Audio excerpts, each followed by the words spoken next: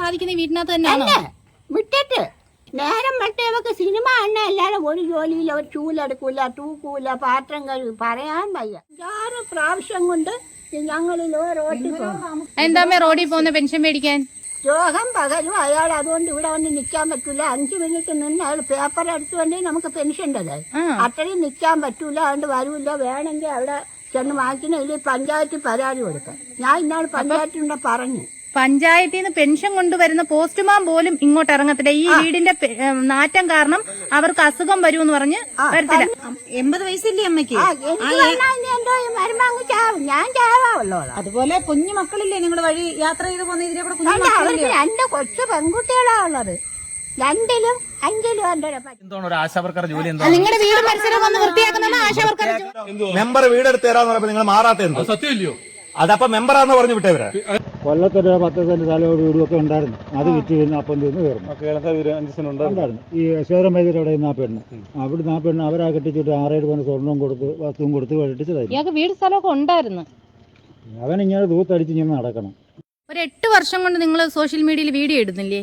ഇടുന്നുണ്ട്. നിങ്ങളുടെ അക്കൗണ്ട് നമ്പറും ഡീറ്റെയിൽസും എല്ലാം വെച്ചിട്ടാണ് വീഡിയോ ചെയ്തിരിക്കുന്നത്. പക്ഷെ ഞങ്ങൾ ഇതുവരെ എടുത്തില്ല. കാരണം വെച്ചാൽ ഞങ്ങൾ ATMോ പാസ്ബുക്കോ ഒന്നും ഞങ്ങളിലല്ല. ഞങ്ങൾക്കൊരു വീട് വെച്ച് തരാന്ന് പറയാൻ സഹായം പറയുന്നവരെയാണ് ഞങ്ങൾ ഏൽപ്പിച്ചിരിക്കുന്നത്.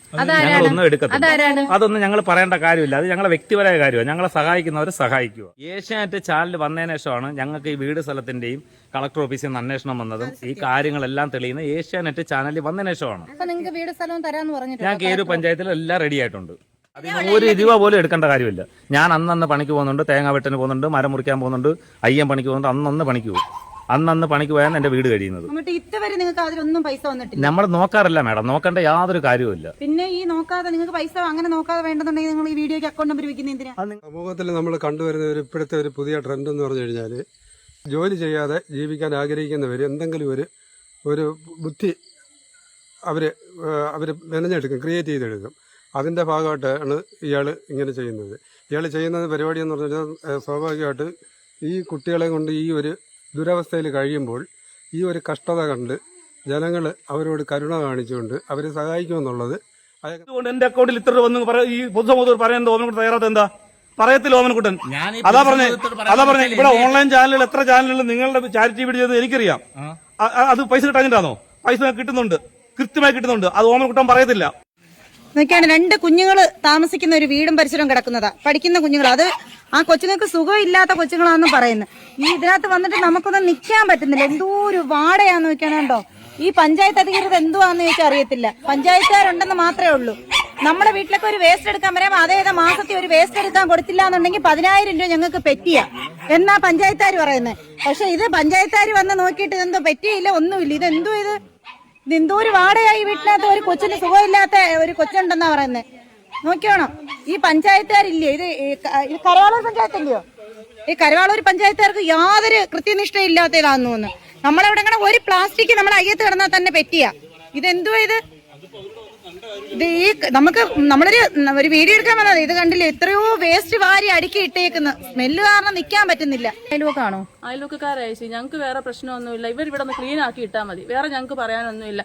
ഇവർ ഈ പ്ലാസ്റ്റിക് നിങ്ങൾ കണ്ടു കാണുമല്ലോ, ഈ ചുറ്റുപാടും കിടക്കുന്ന ഇത്രയും പ്ലാസ്റ്റിക്കുകളും കാര്യങ്ങളും. ഞങ്ങൾ പറയുന്ന കാരണം ഞങ്ങളോട് പിണക്കുക. ഞങ്ങൾക്ക് ഇതിലേക്ക് നടന്നു പോകാൻ വയ്യ ഈ വാട കാരണം. അത് ഞങ്ങൾ എപ്പോഴും ഇവരോട് പറയും, ഇവരൊന്ന് വൃത്തിയാക്കിയിട്ട് ഞങ്ങൾക്ക് ശ്വസിക്കാൻ വയ്യുന്നു. പക്ഷെ അതുകൊണ്ട് അവർക്ക് ഞങ്ങളോട് പിണക്കുക ഇത് പറയുന്നത് കൊണ്ട്. വേറെ ഒന്നും പറഞ്ഞ അവരോടൊന്ന് വൃത്തിയാക്കി ഇട്, ഈ വാട സഹിക്കാൻ വയ്യ ഞങ്ങൾക്ക്. അത്രയും മാത്രം ഞങ്ങൾ പറയുന്നുള്ളൂ. ഇത് പറയുന്ന കാരണം ഞങ്ങളോട് പിണക്കുക. ഇവർക്ക് തന്നെ അസുഖം ഉണ്ടാകത്തില്ല. ഈ 2 പിള്ളേർക്ക് അസുഖം ഉണ്ടാവാതിരിക്കും. അതേ ഞാൻ പറയുന്നുള്ളൂ. ആ ചെറുക്കൻ തിരുവനന്തപുരത്ത് SIT കിടന്ന ചെറുക്കനാ. എത്ര ദിവസം ഹോസ്പിറ്റലിൽ കിടന്നെന്ന് അറിയാമോ? ഈ അത്രയും വയ്യാത്തൊരു കൊച്ച. എന്നിട്ട് ഇവരിത് വൃത്തിയാക്കിയിട്ട് കഴിഞ്ഞാൽ ഇവർക്ക് അസുഖം പിടിക്കുവോ? അത് കഴിഞ്ഞിട്ട് ഇവർ വന്നിട്ട് ഇങ്ങനെ ഇട്ടേക്കുന്നത്. കക്കൂസോ കാര്യങ്ങളോ ഒന്നുമില്ല. പിള്ളേരിൽ അവിടെ 2 പേരും പോയിരിക്കുന്നത്. അതിന്റെ വാട കൊണ്ട് ഞങ്ങൾക്ക് അതുവഴി അങ്ങോട്ട് നടന്നു പോകാൻ വയ്യ. 15 വയസ്സും 14 വയസ്സൊക്കെയുള്ള പിള്ളേർ. ഞങ്ങളുടെ ബന്ധുക്കാർ വരത്തില്ല. സത്യം പറഞ്ഞാൽ ഞങ്ങൾക്ക് ഇതിലേക്കുള്ള ഒരു മനുഷ്യരും ഞങ്ങളുടെ വരത്തില്ല. കാരണം ഈ വാട കൊണ്ട് ഇങ്ങോട്ട് വരാൻ വയ്യ. അതുകൊണ്ട് ഞങ്ങളുടെ ബന്ധുക്കാരും വരത്തില്ല. വീട്ടിൽ വന്നിട്ട് ഇവിടെ ഇരിക്കാൻ വയ്യാത്തോണ്ട് 70-80 വയസ്സുള്ള ഒരു അമ്മയുടെ വീട്ടിലാണ് ഞങ്ങൾ കയറിയിരുന്നത്. കാരണം വാട കാരണം. ഒരു വീഡിയോ എടുക്കാൻ വന്നിട്ട് വാട കാരണം ഞങ്ങൾക്ക് ഇരിക്കാൻ വയ്യ. 80 വയസ്സുള്ള ഒരു അമ്മയുടെ വീട്ടിൽ. ആ വീട്ടിന്റെ വൃത്തി ഒന്ന് കാണണം. അവർക്ക് വടിയും കുത്തി നടക്കുന്ന ഒരു അമ്മയാ. വെള്ളം ബക്കറ്റിനകത്ത് കോരി കൂനി കിടക്കുന്ന ആ അമ്മയുടെ വീട്ടിന്റെ ഒരു വൃത്തി നോക്ക്. ആ വീട്ടിനകത്ത് അങ്ങോട്ട് ചെന്ന് അവർ ആ മിറ്റമൊക്കെ നോക്കിയാണ്. എന്തുവായിക്കോട്ടെ, ഇത്രയും പ്രായമുള്ളൊരു കൊച്ചല്ലേ. ഈ വീടിന്റെ പരിസരം ഒന്ന് വൃത്തിയാക്കിയിട്ടൂടെ? നിങ്ങൾ എങ്ങനെയോ കഴിഞ്ഞോ? ഈ പരിസരം ഒന്ന് വൃത്തിയാക്കിയിട്ടൂടെ? അവരും ഞാനും ഇന്ന് റോട്ടിൽ ചെന്നാ പെൻഷൻ മാറ്റി. ഈ നാറ്റം കൊണ്ട് അയാൾ ഇവിടെ വരില്ല. പോസ്റ്റ്മാൻ ഇവിടെ വരില്ല 5-6 മാസം കൊണ്ട്. എനിക്ക് നടക്കാൻ വയ്യ വെച്ചാൽ ഇല്ലെങ്കിൽ ഞാൻ കളക്ടറേറ്റ് പോയി പരാതി കൊടുത്തത്. എനിക്ക് നടക്കാൻ വയ്യ. ഒരു കഷ്ടം കൂടെ ബഹുമാനപ്പെട്ട നമ്മുടെ സമൂഹത്തോട് പറയാനുണ്ട്. ഈ ചാരിറ്റി എന്നുള്ള നിലയ്ക്ക് ഒരു സംഘടനകളോ ഒരു വ്യക്തികളോ ഈ ഓമനക്കുട്ടൻ എന്ന് പറയുന്ന ഈ വ്യക്തിക്ക് സാമ്പത്തികമായ സഹായങ്ങൾ ചെയ്യാൻ തയ്യാറാകരുത് എന്നാണ് എൻ്റെ ഒരു റിക്വസ്റ്റ്. കാരണം അയാൾ അധ്വാനിച്ച് അയാളുടെ വീട് പുലർത്തുവാനുള്ള കഴിവും യാതൊരു അനാരോഗ്യവും ഇല്ലാത്തൊരു വ്യക്തിയാണ്. ഞങ്ങൾക്ക് നല്ലതുപോലെ അറിയാവുന്ന ഒരാളാണ്. അമിതമായി സാമ്പത്തികം വരുമ്പോൾ അഹങ്കാരമായിട്ട് അയാൾ പെരുമാറുകയും സ്വന്തം സഹോദരങ്ങളെ പോലെ കാണേണ്ടുന്ന ആളുകളെയും അമ്മയെ പോലെ കാണുന്ന അയൽവക്കക്കാരെയും ഒക്കെ വളരെയേറെ വ്യക്തിഗതമായ വാക്കുകൾ ഉപയോഗിച്ച് അവരെ മാനസിക പീഡനങ്ങൾ കൊടുക്കുന്ന ഒരു ദുർസ്വഭാവി ആണ്. എന്നാൽ ഞാനാണ് അവനിവിടെ താമസിക്കാൻ ഒരു ഇടവുമില്ലാതെ 2 കുട്ടികളെ കൊണ്ടുവരുന്ന സമയത്ത് ഞാനാണ് ഒരു ഇടം കൊടുത്തത്, ഒരു ഷെഡ് വെക്കാനുള്ള സ്ഥലം കൊടുത്തത്. ഇത് എൻ്റെ സ്വന്തം പ്രോപ്പർട്ടി അല്ലെങ്കിലും ഞങ്ങൾ വർഷങ്ങൾ കൊണ്ട് ഇവിടെ കൃഷി ചെയ്യുന്നവരാണ്. അപ്പോൾ സാമൂഹികമായിട്ട് ഒരു നീതി എന്നുള്ള നിലയ്ക്ക് ഞാൻ അയാൾക്ക് അവിടെ താമസിക്കാൻ സ്ഥലം കൊടുത്തു കഴിഞ്ഞപ്പോൾ അയാൾ വളരെ വൃത്തിഹീനമായ രീതിയിൽ പരിസരത്ത് ഒരുപാട് കുട്ടികളുണ്ട്. ഇതിലെ കൂടെ ഒരുപാട് പേര് 100 കണക്കിന് ആളുകൾ ഇതിലെ കൂടെ നടക്കുന്നു. ആ നടക്കുന്ന കുട്ടികൾക്കുമൊക്കെ വളരെ ബുദ്ധിമുട്ടുണ്ടാകുന്ന രീതിയിൽ യാതൊരുവിധമായ ഒരു വൃത്തിയുമില്ലാതെ വർഷങ്ങൾ കൊണ്ട് ഇങ്ങനെയാണ്. മാറ്റം കൊണ്ട് അമ്മ എങ്ങനെ ഇവിടെ താമസിക്കുന്നത്? ഞാനിപ്പോ എന്താ ഈ വീടും പഠിച്ചാണ്ട് പോകാൻ പറ്റുമോ? 1600 വരുമാനമുള്ള ഞാൻ എവിടെയെങ്കിലും ഞാൻ വീട് വയ്ക്കാൻ പറ്റുമോ? എനിക്ക് വാടക വീട് ആരെങ്കിലും തരുമോ? വയസ്സായ എനിക്ക് അത് വാടക കൊടുക്കാൻ എനിക്ക് നിവൃത്തിയുണ്ടോ? അപ്പൊ അമ്മ എല്ലാം സഹിച്ച് ഇവിടെ കിടക്കുക? സഹിച്ചു കിടക്കുക. എനിക്കിപ്പോ ശല്യം എവരേ ഉള്ളൂ. ഈ 38 വയസ്സായ സ്ത്രീ, 2 പിള്ളേർ, 10 പഠിക്കുന്ന, 10 ഇപ്പോഴാ 8-ൽ. ആ പിള്ളേർ സ്കൂളിൽ ഞാൻ ബുക്ക് കൊടുക്കും, പുസ്തകം കൊടുക്കും, ഡ്രസ്സ് കൊടുക്കും, ബാഗ് ഇപ്പം കൊണ്ടു കൊടുക്കും. എല്ലാം കൊടുത്താലും അവര് പഞ്ചായത്തിനൊക്കെ കുറ്റമാണല്ലോ. വണ്ടി കൂലി കൊടുക്കൂല. ഇവിടെ ഇതിനേക്കാൾ കുഞ്ഞെ ഞാൻ കള്ളം പറഞ്ഞ മഹാദേവന്റെ നാമം ഇപ്പം ഞാൻ നാമം ചോദിച്ചു സഞ്ജയ്. ഈ മുളക് കുറച്ചുകൊണ്ട് ചമ്മന്തി അരയ്ക്കുന്ന വീടുകൾ ഇവിടെ ഉണ്ട്. ദാരിദ്ര്യം എന്ന് വെച്ചാൽ വേലയില്ല. ഇപ്പൊ 8 വർഷം കൊണ്ട് ഞങ്ങൾ സഹിക്കുന്നത്.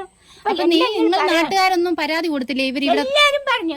ഈ കൊച്ചു പഞ്ചായത്ത് സെക്രട്ടറി ഇവിടെ ചെന്ന് പരാതി പറഞ്ഞപ്പോൾ ഇവര് പറഞ്ഞു എന്റെയും അവരും പേരെഴുതി വെച്ചിട്ട് ആത്മഹത്യ ചെയ്തു. ഞാൻ പറഞ്ഞു എന്റെ പേരെഴുതി വെച്ചിട്ട് ആത്മഹത്യ. വർഷങ്ങൾ കൊണ്ട് സഹിച്ചുകൊണ്ടിരിക്കുകയാണ്. ഞങ്ങൾക്ക് യാതൊരു നിർവാഹവുമില്ല. പറഞ്ഞ് ഞങ്ങളൊക്കെ സ്നേഹമായിട്ടിരിക്കുന്നവരാ. പറഞ്ഞു പോയി പരിസര ശുചീകരണത്തെക്കുറിച്ചൊക്കെ ഞങ്ങൾ ഒരുപാട് പറഞ്ഞിട്ടുണ്ട്, നാട്ടുകാർ പറഞ്ഞിട്ടുണ്ട്. അയാളത് കീപ്പ് ചെയ്തില്ല. ഈ അടുത്തിടയ്ക്ക് ഒരുപാട് പട്ടികളെയൊക്കെ വളർത്തി. പിന്നെ ഇപ്പോഴാണ് പട്ടിയുടെ ആ ഒരു എണ്ണം കുറഞ്ഞത്. ഞാനാണ് അയാൾക്ക് ഇവിടെ സ്ഥലം കൊടുത്തത്, താമസിക്കാനുള്ള സൗകര്യം. ആരുമില്ലാതെ ഇങ്ങനെ വന്നു കഴിഞ്ഞ സമയത്ത് ഞാനാ സ്ഥലം കൊടുത്തത്. ബുദ്ധിമുട്ടായിട്ട് തോന്നുന്നു. ഇപ്പൊ എനിക്ക് ഭയങ്കര ബുദ്ധിമുട്ടാണ്, 100% ബുദ്ധിമുട്ടാണ്. പിന്നെ ഇതിലെ കൂടെ ഫാസ്റ്റായിട്ടാണ് പോകുന്നത്. ഫാസ്റ്റായിട്ട് പോകുന്ന പറഞ്ഞാൽ അത്രയും പെട്ടെന്ന് നമുക്ക് അത്രയും കൂടെ ശ്വസിക്കണ്ടല്ലോ. അതുകൊണ്ടാണ് ഫാസ്റ്റായിട്ടാണ് പോകുന്നത്. ഇവിടെ വരുമ്പോഴത്തേക്കും സ്പീഡ് കൂട്ടുകയാണ്. അങ്ങനെയാണ്. പിന്നെ കഴിയുന്നതിന്റെ പരമാവധി ഇതിലെ കൂടെ പോകാൻ ശ്രമിക്കത്തില്ല.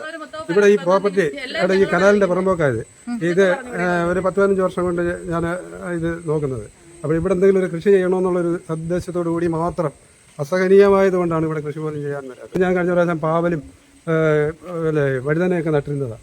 അവിടെ ഇപ്പം എനിക്ക് അങ്ങോട്ട് കയറി ജോലി ചെയ്യാൻ പറ്റത്തില്ല, ഈ സ്മെല്ല് കാരണം. ഇനി എന്നെ തല കൊയ്ത് കഴിഞ്ഞാലും ഉള്ള കാര്യമാണ് പറയുന്നത്.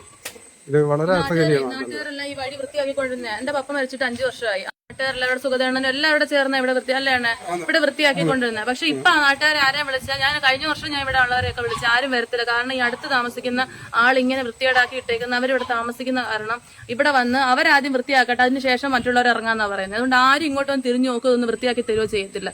അല്ല ഈ നാട്ടുകാരെല്ലാവരുടെ ചേർന്ന് ഇത് മൊത്തം ഒന്ന് ക്ലീൻ ആക്കിക്കൊണ്ടിരുന്നത്. എന്റെ വീടിന്റെ പരിസരം ശുചീകരിക്കേണ്ടത് എന്റെ ഉത്തരവാദിത്വമാണ്. അപ്പോഴത് തീർച്ചയായിട്ടും അയാൾ ചെയ്യുന്നതിന് യാതൊരു ബുദ്ധിമുട്ടുമില്ല.